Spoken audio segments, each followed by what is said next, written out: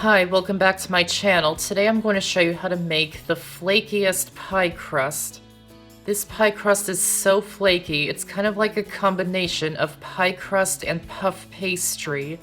It's the time of year for pie, and next week I will be posting a new pie recipe video every day of the week to prepare you guys for Thanksgiving.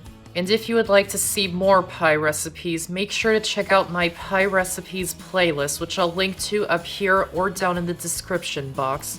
Let's get started. First, cut the butter up into cubes.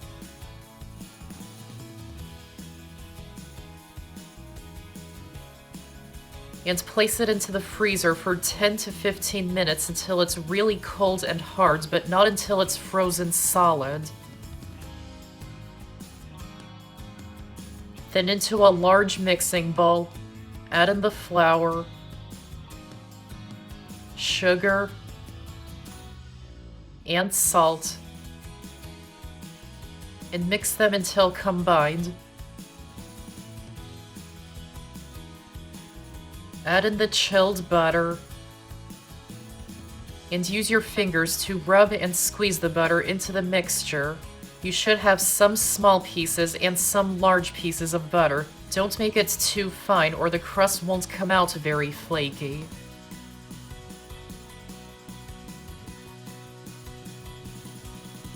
It shouldn't be combined into the mixture. You should still see some small pieces and large chunks of butter. Add in the ice-cold water, not just cold water. You should be measuring it from a cup of ice water. Start by adding 4 tablespoons. Mix it together. And use your hands to bring it together into a rough ball. Add in more water, 1 tablespoon at a time if the mixture is too dry.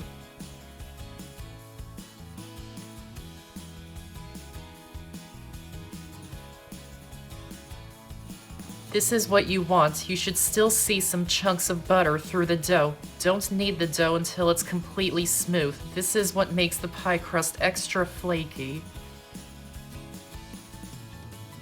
Wrap the dough in plastic wrap. Flatten it into a disc. And refrigerate it for at least 30 minutes to give the dough time to rest and so it stays cold. Once it's chilled and rested, remove it from the fridge. Lightly flour the work surface and the top of the dough.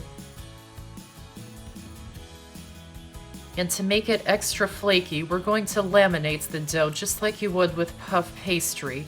To do that, roll out the dough until it's longer. If it's too hard, pound the dough with the rolling pin. Press the rolling pin into the center and rock it back and forth. Do it a few more times. And keep rolling it out. Add more flour if the dough is sticking.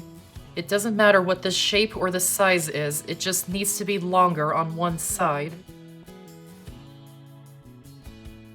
Then fold one side of the dough 2/3 of the way across and fold the other side over it. Roll it out again. Fold it the same way as before. Then roll it out one more time. And fold it again one last time. Cut the dough in half. Wrap it in plastic wrap. And place it back into the fridge for 30 minutes for the dough to get cold again and to give it time to rest. Once it's cold and rested, remove one half from the fridge. Keep the other half wrapped in plastic wrap and in the fridge. Lightly flour the work surface and the top of the dough. And roll it out until it's about 1/8 of an inch thick and about 1 to 2 inches larger than the pie pan. Add more flour if the dough is sticking.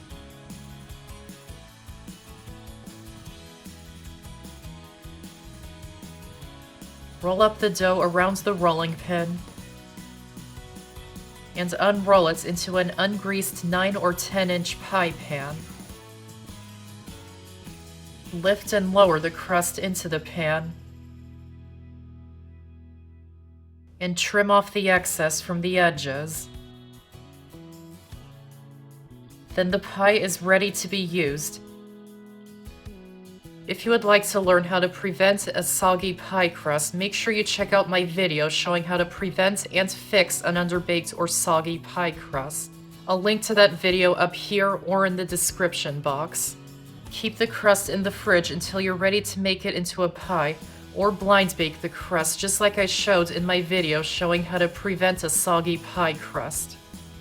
If you would like to use the scrap pieces of dough, what you can do is place them onto a sheet pan lined with parchment paper. Break off any really thin pieces because those are gonna burn. And I just place those small pieces on top of the larger pieces. Brush the top of them with melted butter. And sprinkle them with cinnamon and sugar. Then bake them in a preheated 400-degree oven for about 15 minutes until they're golden brown. When they're done, remove them from the oven and let them cool, and these just make a really nice snack. And that's how to make the flakiest pie crust. I hope you enjoyed this video, and if you did, give this video a like and check out my channel for many more videos and subscribe to my channel for more to come. Thanks for watching, and I'll see you next time.